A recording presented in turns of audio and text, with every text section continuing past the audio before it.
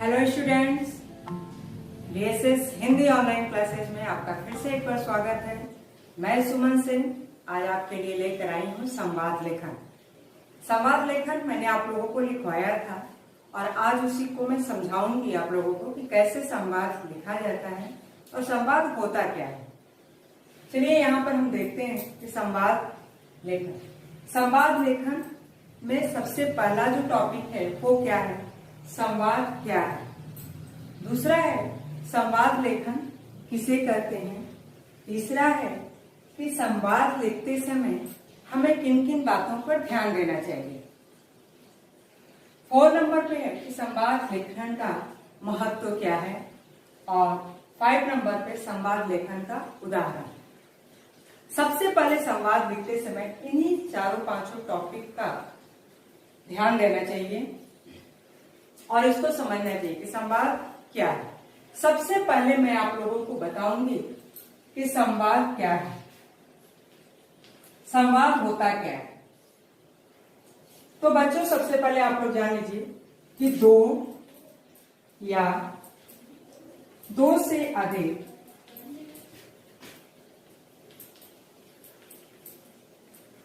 व्यक्तियों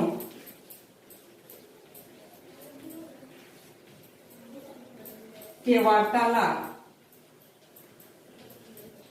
या बातचीत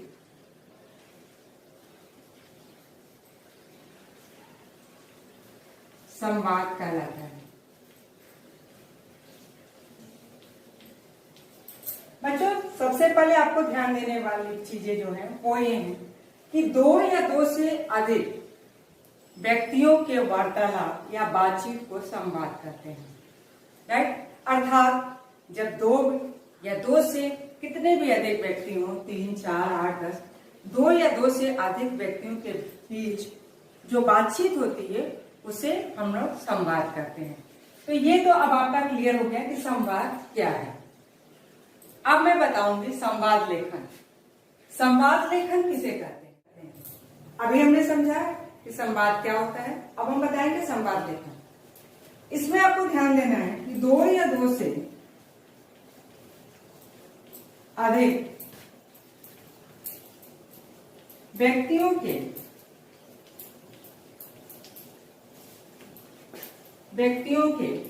के बातचीत को जब लिखित रूप दिया जाता है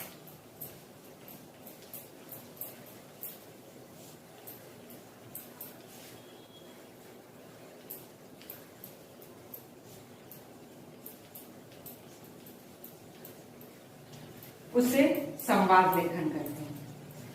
उसे संवाद लेखन कहते हैं।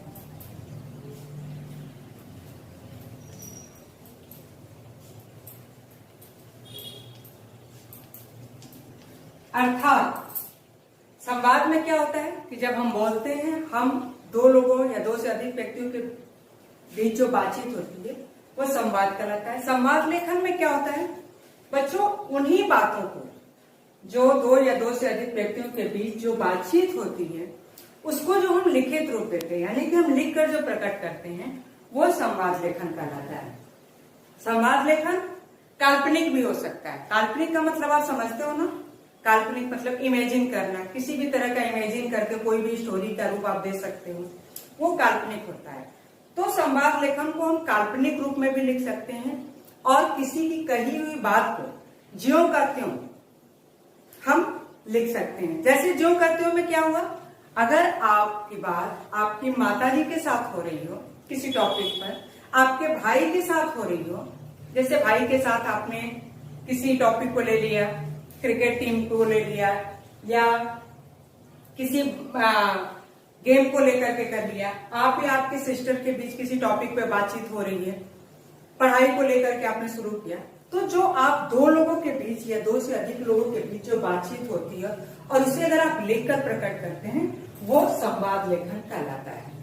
ये क्लियर कि संवाद क्या है और संवाद लेखन किसे कहते हैं। 2 टॉपिक आपको पता चला संवाद लिखने में। अब हम तीसरा बताने जा रहे हैं आप लोगों को कि संवाद लिखते समय हमें किन किन बातों पर ध्यान देना चाहिए। तो अब हम लोग तीसरा पढ़ेंगे, संवाद लिखते समय किन किन बातों को ध्यान देना चाहिए, राइट। तो अब हम यहाँ पे आप लोगों को बता रही हूँ कि संवाद लिखते समय किन किन बातों को ध्यान देना चाहिए। सबसे पहले बच्चों, संवाद लिखते समय भाषा जो हम लिखते हैं वो भाषा बिल्कुल सरल होना चाहिए, ऐसा कि सबकी समझ में आ सके, बिल्कुल इजी होना चाहिए और स्पष्ट होना चाहिए, क्लियर होना चाहिए।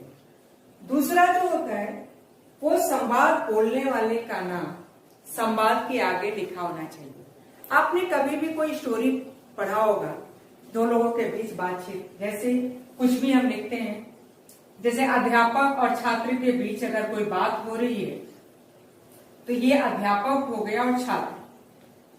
अध्यापक और छात्र के बीच अगर कोई बातचीत चल रही होती है तो वो स्टोरी, वो संवाद जब हम लिखते हैं तो आपने देखा होगा कि उस संवाद में यहाँ पर डैश लगा होता है, मतलब कि संवाद को जब हम लिखते हैं या बोलते हैं तो उस व्यक्ति का नाम सबसे पहले आगे लिखा होना चाहिए, उसके बाद उनके कथन को लिखते हैं जो उन्होंने बोला है।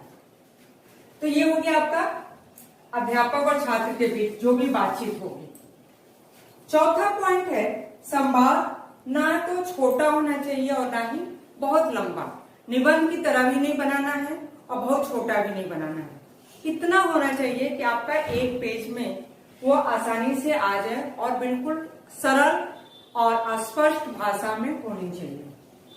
चौथा है, संवाद एक दूसरे से जुड़ा होना चाहिए। एक दूसरे इन द सेंस की जैसे अभी हमने बताया आप लोगों को कि अध्यापक और छात्र के बीच बातचीत चल रही है, तो अध्यापक और छात्र के बीच का जो रिलेशन है, जो संबंध है, वही इस संवाद में जुड़ा होना चाहिए। किसी तीसरे का आप उसमें नहीं जोड़ सकते, यानी कि दोनों का एक दूसरे से जुड़ा होना चाहिए संवाद लिखते समय। संवाद में रोचकता और सरसता होना चाहिए। रोचक मतलब कि इंटरेस्टिंग, किसी भी टॉपिक को हम इंटरेस्टिंग बनाते हैं, किस तरह से इंटरेस्टिंग बना करके उस टॉपिक को हम लिखते हैं।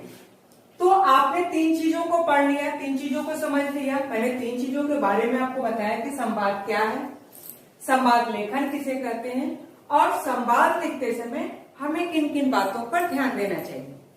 अब मैं आप लोगों को 4 नंबर टॉपिक बताने जा रही हूँ कि संवाद लेखन का महत्व क्या होता है।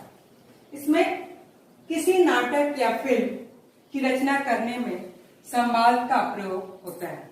कोई भी नाटक आप पढ़ते हैं या फिल्म की कहानी में भी या नाटक में क्या होता है, दो या दो से अधिक लोगों के बीच की बातचीत होती है। तो उसको जब हम प्ले करते हैं तो उसमें इसका संवाद का ही प्रयोग किया जाता है, क्योंकि बिना इसके संवाद के वो पूरा नहीं हो सकता है। संवाद के अभाव में फिल्म या नाटक की कल्पना भी नहीं की जा सकती, क्योंकि संवाद जो है बिना आपके बातचीत के कहानी आगे को नहीं बढ़ सकती। जब तक हम या आप आपस में एक दूसरे से बातचीत नहीं करेंगे तो आगे की स्टोरी हमें पता नहीं चलेगी। तो इसलिए ये संवाद लिखते समय इन बातों का महत्व जरूरी है, महत्व दिया जाता है। यानी कि संवाद के बिना कोई भी नाटक या फिल्म पूरी नहीं हो सकती है। अब मैं आप लोगों को बताऊंगी कि संवाद लेखन का उदाहरण।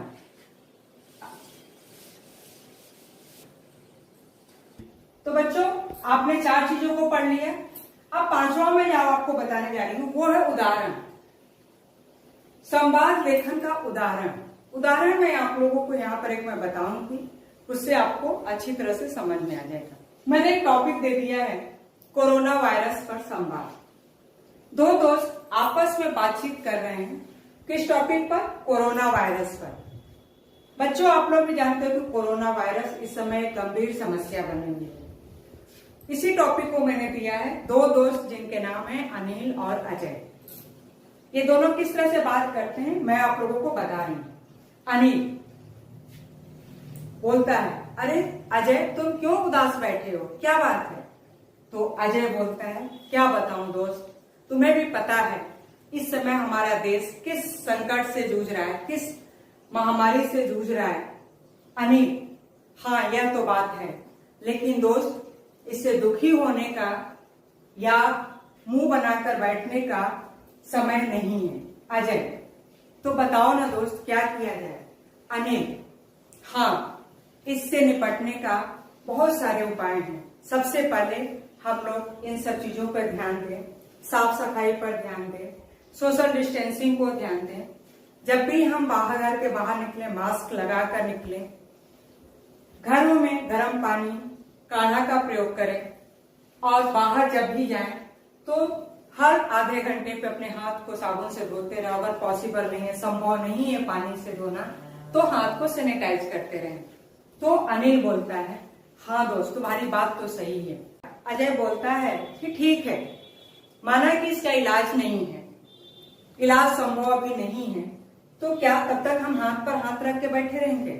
अनिल बोलता है कि नहीं, हम हाथ पर हाथ रखकर नहीं बैठे रहेंगे। हमें इस महामारी से लड़ना होगा और इस जंग में हमें जीतना भी होगा।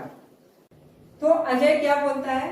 अजय अनिल को समझाता है कि दोस्त, तुम्हें पता है कि इसके पहले भी हमारे देश में ऐसी बहुत सारी महामारियां आ चुकी हैं। जैसे 1910 में कॉलरा, 1918 में स्पेनिश फ्लू और भी इस तरह के बहुत से महामारी हमारे देश में आ चुके हैं। लेकिन हमने उस पर विजय प्राप्त की खुद से और सावधानी पूर्वक जंग लड़ करके। इन सब महामारियों से हम लोगों ने इस जंग को जीता। तो अनिल बोलता है कि हाँ दोस्त, ये तो बात सही कह रहे हो। अब हम उदास नहीं होंगे, बल्कि हम इस कोरोना महामारी वायरस से हम लड़ने में सहयोग करेंगे, खुद का भी सहयोग करेंगे और दूसरों का भी सहयोग करने में मदद करेंगे।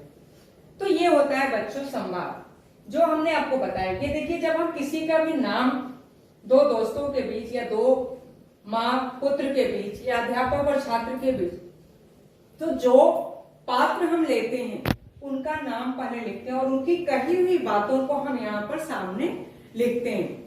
यही लिखित रूप भी संवाद लेखन होता है और उसी को अगर हम बातचीत करते हैं तो संवाद कहलाता है।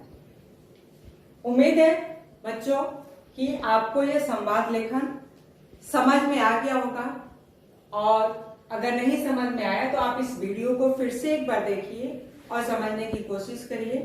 नहीं समझ में आएगा तो आप मुझसे फिर पूछ सकते हैं इसके बारे में और अच्छे से इसे समझिए। धन्यवाद।